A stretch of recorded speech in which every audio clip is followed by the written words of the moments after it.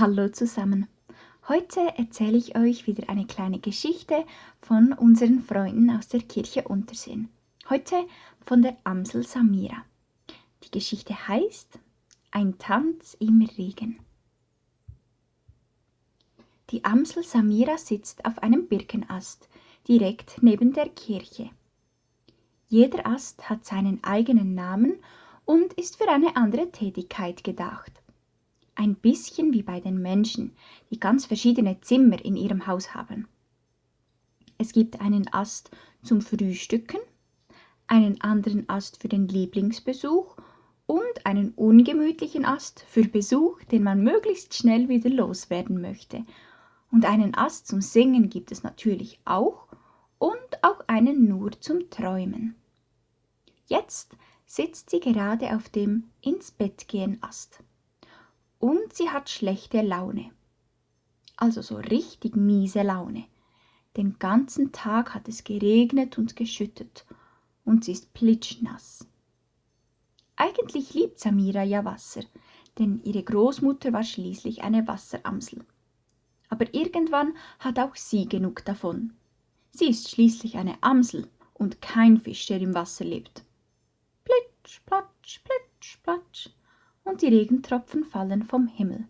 Ein echt blöder Tag ist das, schimpft Samira vor sich hin. Alle ihre Freunde und Nachbarn haben sich auch vor dem Regen versteckt. Und so ist die kleine Amsel nicht nur nass und schlecht gelaunt, sondern ihr ist auch schrecklich langweilig. Und während Samira auf ihrer Birke sitzt, scheint ein Licht ganz hell aus einem Fenster neben der Kirche. Durch die Fensterscheibe hört man zuerst nur ganz leise Musik. Aber dann dreht jemand im Haus die Musik laut auf, so dass es Samira sogar durch den Regen hören kann.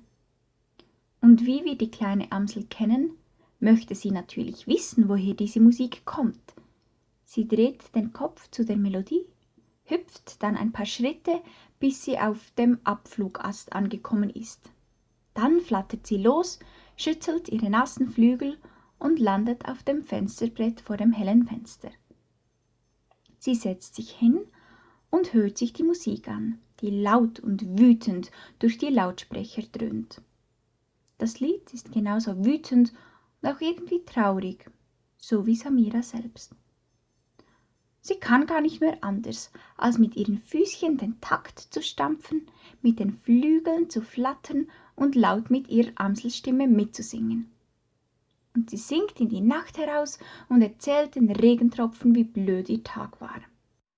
Langsam spürt sie, wie das Tanzen ihre kalten Amselfüße ganz warm macht, und ein kleines Lächeln breitet sich auf ihrem Gesicht aus. Das nächste Lied singt so fröhlich über den Sommer, dass ihre Füße wie von selbst dazu tanzen. Huhu, das macht Spaß.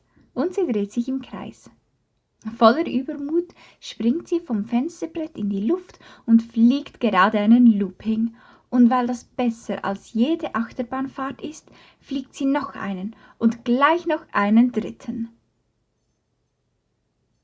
Ein kleines Kindergesicht schaut traurig aus dem Fenster in die Regentropfennacht hinaus. Das kleine Mädchen wohnt in einem Haus ganz nahe an der Kirche Unterseen. Sie seufzt und wirft sich dann auf ihr Bett. Draußen gibt es ja sowieso nichts zu sehen, außer diesen Regentropfen. Das passt ja irgendwie gut zu diesem blöden Tag. Wegen dem Regen sind sie nicht auf den Spielplatz gegangen. Und eigentlich war super, dass sie Videos auf dem Tablet schauen durften. Aber ihr Bruder wollte ja Kari sehen. Sie wollte aber lieber schauen das Schaf. Und so haben sie sich dann richtig gestritten. Es ist einfach alles so blöd, schnaubt das kleine Mädchen in ihr Kissen.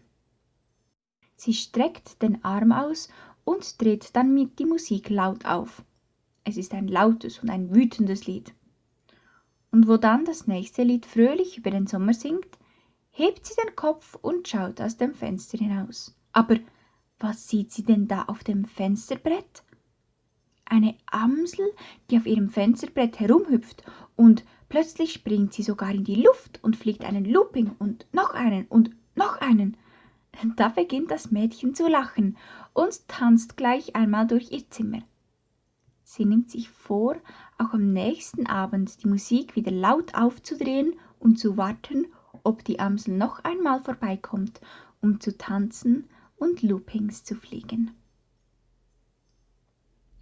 Das war die Geschichte von der kleinen Amsel Samira und dem Tanz im Regen.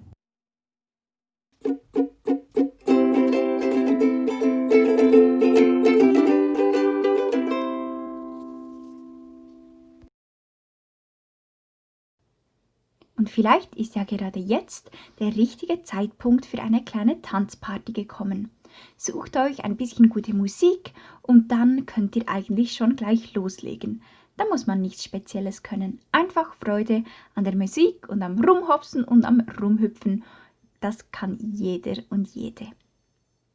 Ich freue mich sehr, dass ihr heute bei meiner kleinen Geschichte zugehört habt. Auf YouTube könnt ihr die weiteren Geschichten von der kleinen Amsel Samira, von der Madame Büsi der Katze und natürlich unseren kleinen Mäusen aus dem Kirchturm hören. Und zum Schluss möchte ich noch kurz sagen, es gibt auch Ausmalbilder zu den verschiedenen Geschichten. Unten in der Videobeschreibung findet ihr einen Link dazu, wenn ihr sie euch herunterladen möchtet. Und jetzt sage ich Tschüss und bis zum nächsten Mal, wenn ich euch eine kleine Geschichte erzähle von unseren Freunden aus der Kirche Unterseen. Tschüss zusammen!